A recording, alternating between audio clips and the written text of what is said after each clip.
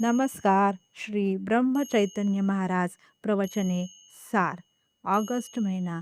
आनंद समाधान. 18 ऑगस्ट.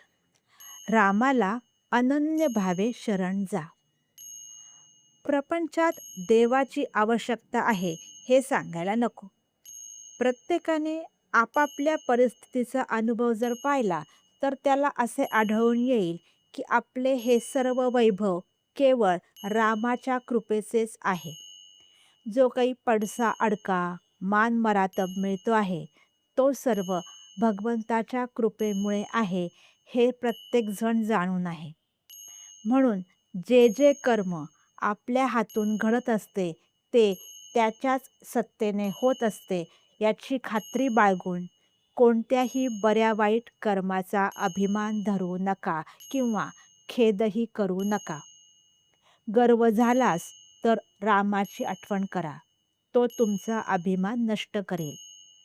नफ्याच्या वेळी अभिमान उत्पन्न होतो, तोट्याच्या वेळी दैव आठवते. म्हणून दोन्ही प्रसंगी अभिमान नसावा.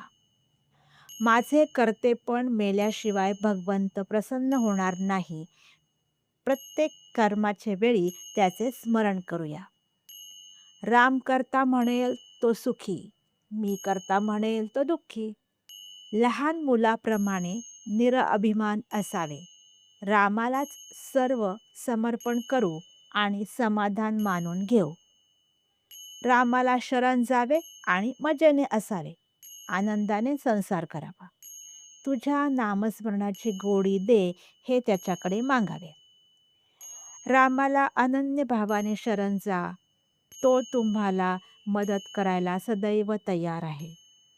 ज्याने जगताची आस सोडली आणि रामाची सेवा पत्करली तो जगाचा स्वामी होईल.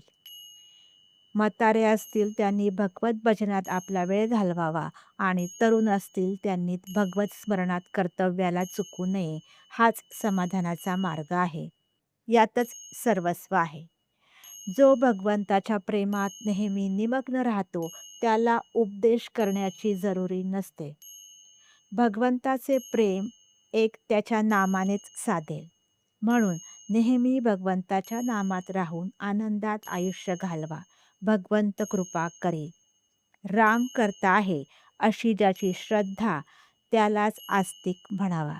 काही बोलायचे असल्यास सांगायचे असल्यास कमेंट करा. आनंदात राहा. धन्यवाद.